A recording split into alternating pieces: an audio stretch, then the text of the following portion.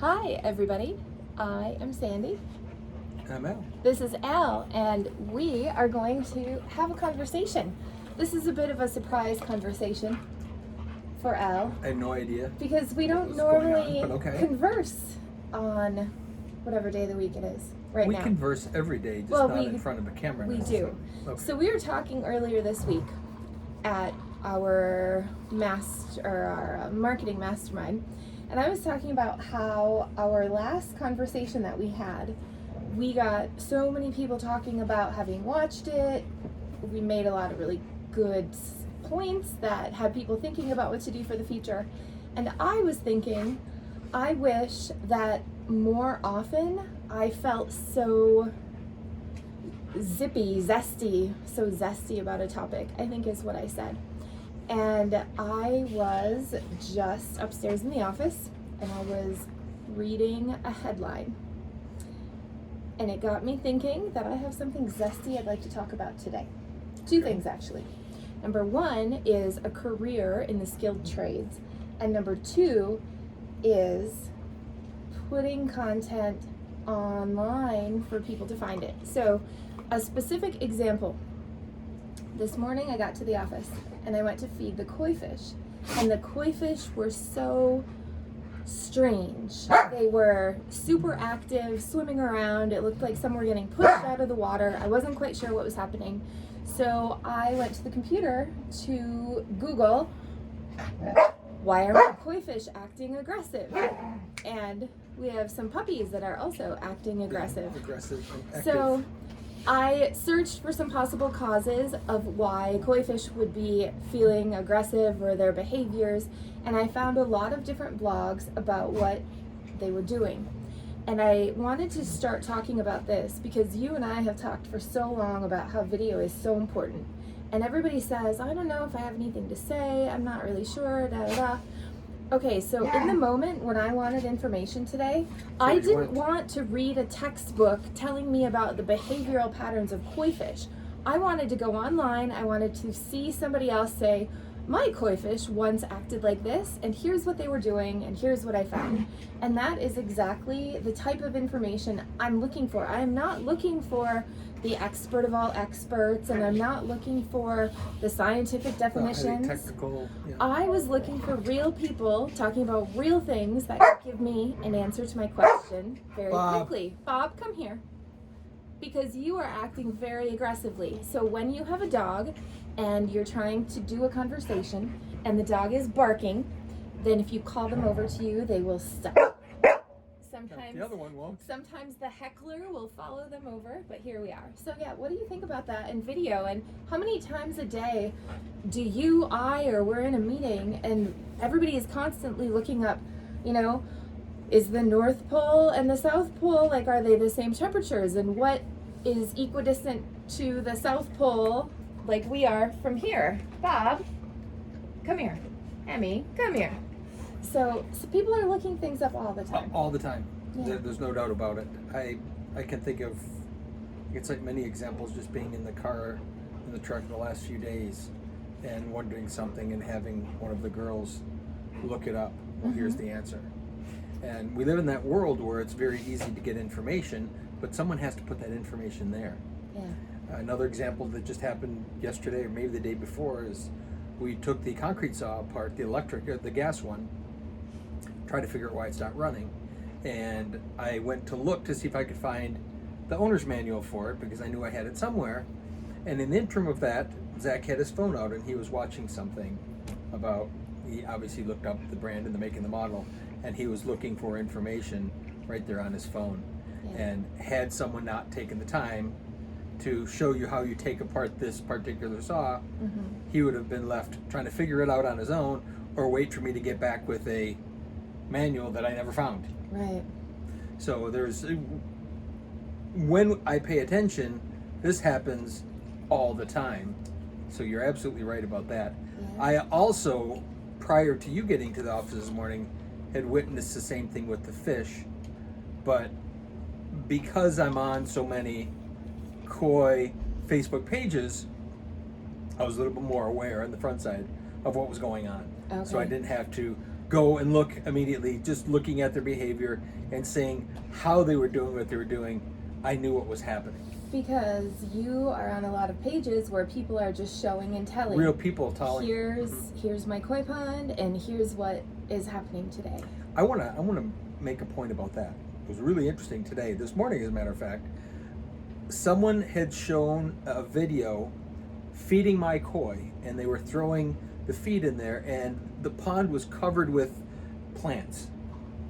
And out of the plants come these big koi, and it was really kind of cool. But some troll, somebody said, well, if you're going to have so many plants, why don't you just give your koi away? Because obviously you just want plants. And I loved it because someone else in the group said, it's not your pond. They can do whatever they want with their pond, however they want it.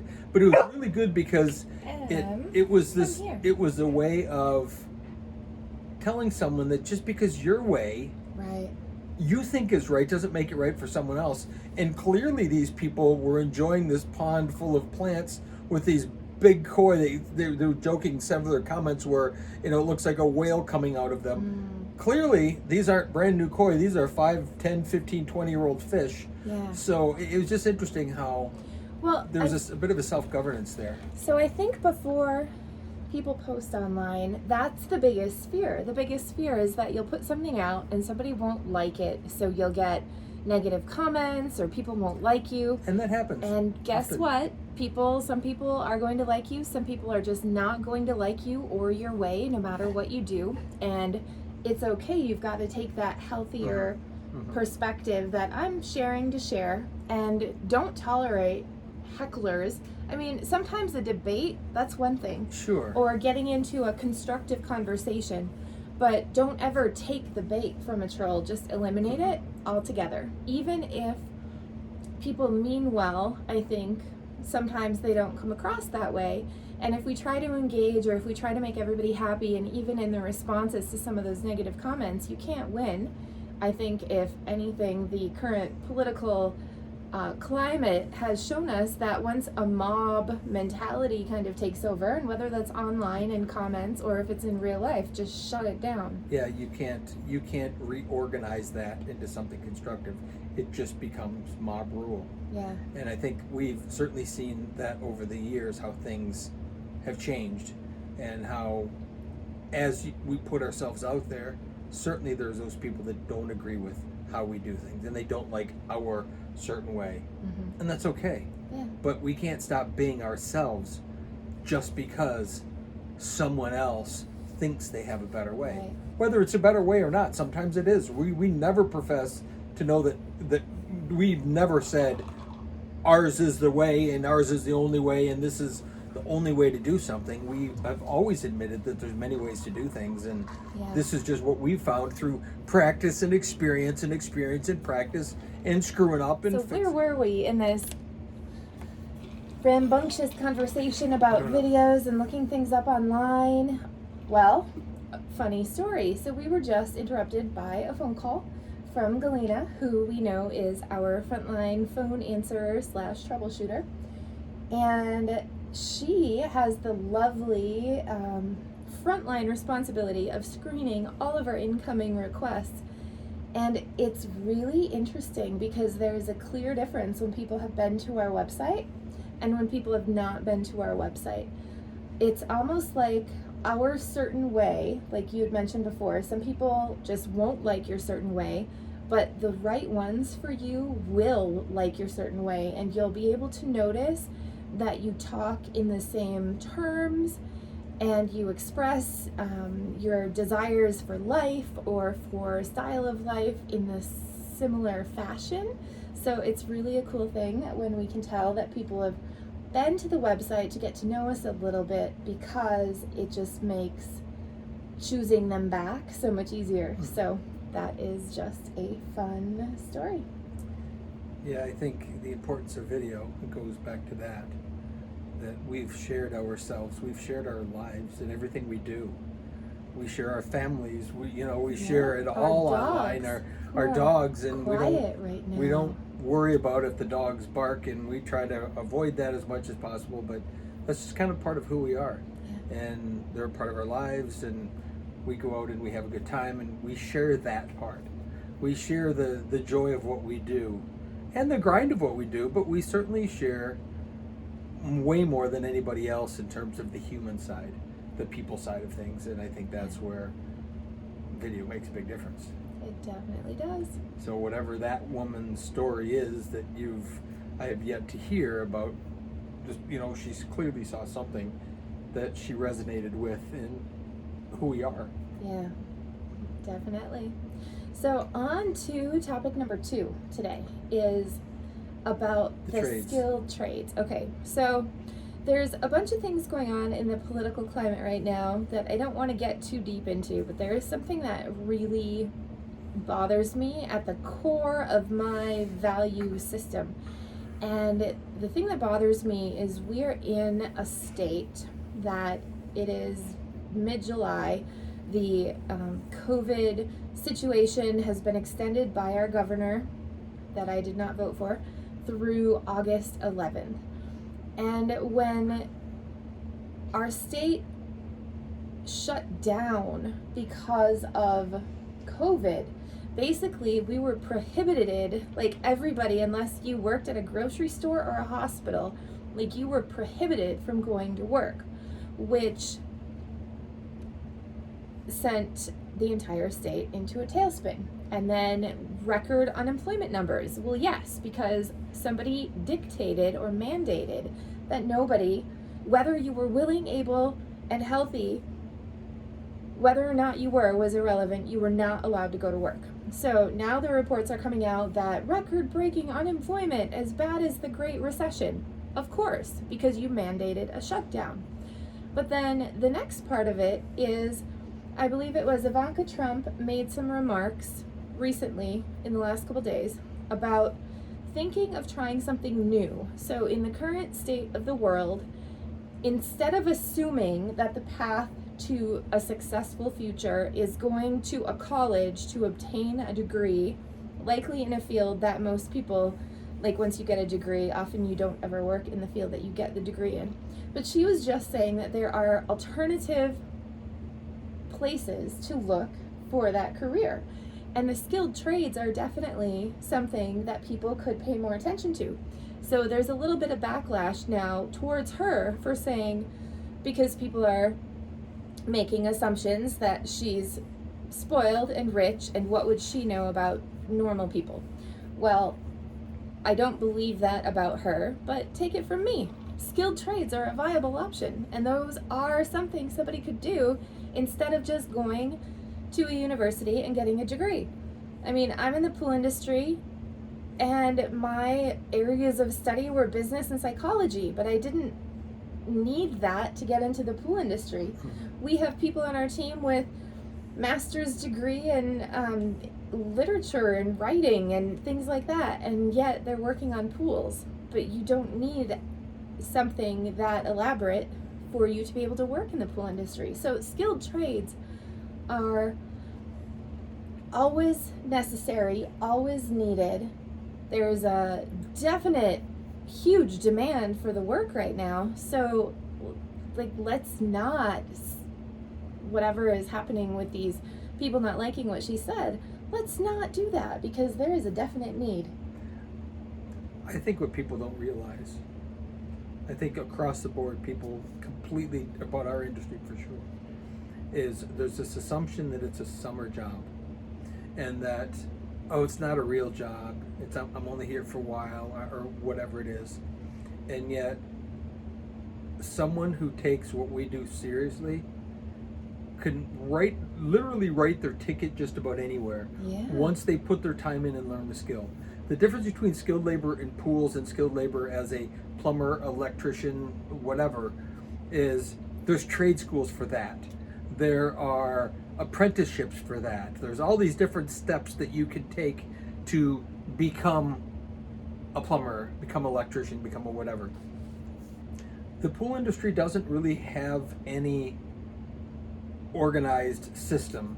There's pool schools, there's things that you can go to a little bit, but there's no university that has this as a curriculum. There's no one place. You can take a lot of online classes and do some stuff. However, what people don't realize about our industry is they think it's all about, well, I'm either a grunt labor, shoveling dirt out every day, or I'm a manager of a company or owner of a company, but there's just no in between in people's minds. And yet I look at the vast majority of people that get into the pool business, into the industry, stay there because there's so many interesting things to do. And the net result of that is there's a life set of skills that are just, you're growing and changing all the time. You're learning more, there's more stuff. And it's thrilling and exciting, and it keeps you going. And once you put your time in, you could either spend all your money with a college education, spend lots and lots of money to get your qualification, but you're no more valuable because you really haven't learned the practical skills. Plus, you come out of school with all this debt. But if you just get into the pool business and you work it and you learn it from the bottom up, the massive amount of knowledge and understanding is sensational. The pay can be sensational. Yeah. And the long term, there is a huge viable option for people, and they just don't get it. You know, they kind of lump us in with landscapers. And unfortunately, in the landscaping world, you're either a salesman or your labor. It's really kind of weird. There's very little there's very little space in between, which I'm sure there's all kinds of project managers and all that kind of stuff, but there's a perception that you're either a salesman or you're an installer, and you're kind of, there's no in between, and you're just planting plants all day, which that's not true either. Yeah. So it's probably similar to us. It's just that we have a much more vast amount of opportunity to learn and to grow and to change, Yeah. I think, than there is in landscaping. Well, there's a lot of different areas that you can focus on. One of the things that attracts people to the pool industry is it is different every day. You very rarely, if you're working on a project the way that we build them, where it's all, start to finish, our company, you're very rarely doing the same thing 2 days in a row. More You'll get to repetitive. do it on each project because each project has similar Pieces. things, similar pieces that you put together, but every day is different, and there is a certain technical aptitude that you need to get to, whether it's the plumbing or the water chemistry or how they run and the equipment. There's also the aptitude on the construction side for how materials work together and what makes them stronger, what makes them weaker. There's all these areas that are great for somebody who likes to stay inspired through learning and changing and things like that. And then it's a career that you can have anywhere. So you could start in Michigan and you could end in Hawaii or an exotic island or wherever that is, because there are not as many people that specialize in this type of knowledge, that the demand is always there. Always. They will, once you're good and very proficient at what you do, people will throw money at you to solve their problems, because there's some things that some people just aren't willing to do because they haven't come across it yet. They don't have the confidence, or they don't have the interest. So if you're able to fill in some of those areas, you can, like Al said, write your own ticket anywhere you'd like to go, doing things that you'd like to be doing, and making a great life for yourself with that. Yeah, and I think there's such a diversity in what we do, and there's such a pent-up need for skilled labor, for people that have those skill sets, that I really do think that you could write your ticket in just about any town that you went to, anywhere around this country, if not the world, with the right amount of skill set and the right amount of attitude that goes with it, and understanding and personal growth.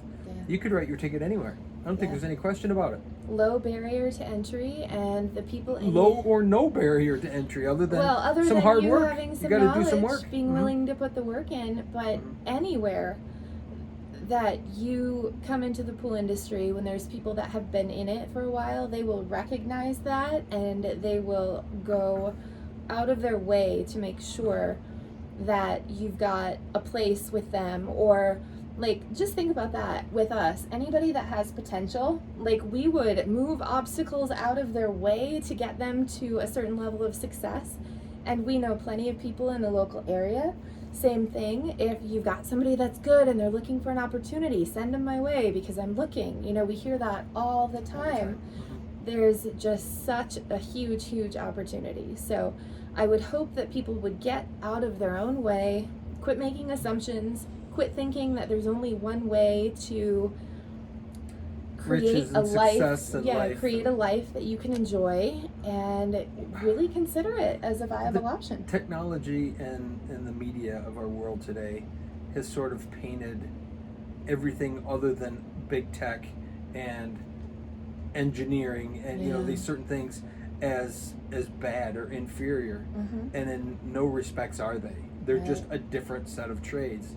And we've known many people in our lives that have been tradesmen. I guess there's that blue collar, white collar thing as well, although I don't even think that this generation today understands what that even means. That's an old term for us. There probably isn't. But they don't know that it's okay to be a skilled laborer, because there's a massive amount of opportunity there for literally everyone, not just men, women for sure. Women We've too. proven that. And what we do is that girls have an amazing ability to do these same skills. So it's really interesting.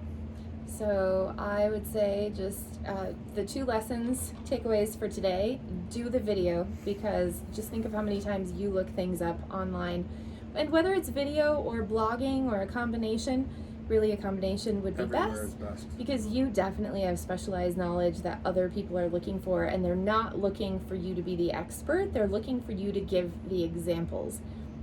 Here's what I encountered, here's what I know, here are some things that I noticed, and that is purely what people are looking for.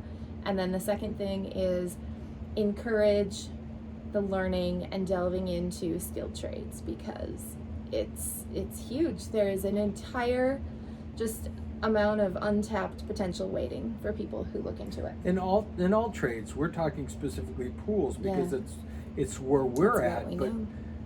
but that's across the There's board. a lot of All of the areas. trades are really looking for that next generation of people, and there's certainly money to be made, good livings to be made, happy lives to be had, and without all the stresses and things of barrier of entry like you talked about. There's a lot of people who never imagined going to college because of the cost to get there, without even knowing whether it's going to do for them or their life. They think they're somehow supposed to.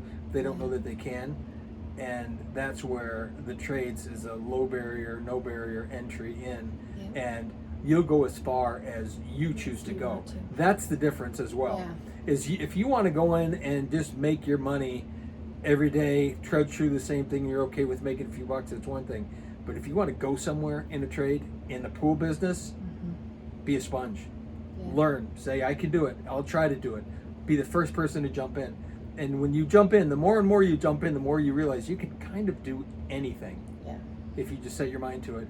And once you have that skill set and you go, yeah, of course I've run an excavator. Yeah, sure I've done this. Yeah, sure I've done that. Yeah, I've plumbed a pool. Yeah, I've set a skimmer. Yeah, I've tiled a thing. Yeah, I've, set a liner. Yeah, I've replaced a pump, heater, filter, whatever. I've played with automation.